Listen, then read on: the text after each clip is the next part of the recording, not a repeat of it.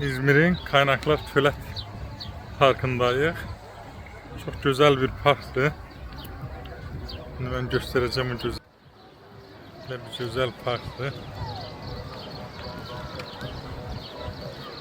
İnsanlar dincəlirlər, yerde otururlar her yerde. Ailevi. Böyle bir gölleri var. Ördəklər içerisinde yüzür. Yaxınlaşdırım, gölün içerisinde de böyle bir istirahat merkezi düzəltdilər. Orada da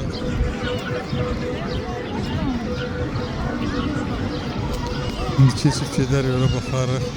Burada da ördəklər üzür.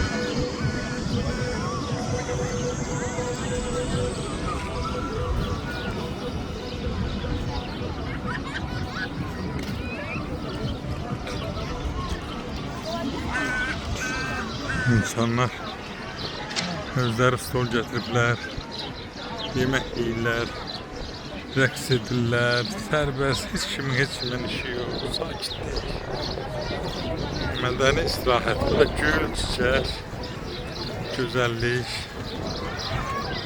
hər şey gözəldir. Burada gölün içerisine doğru bir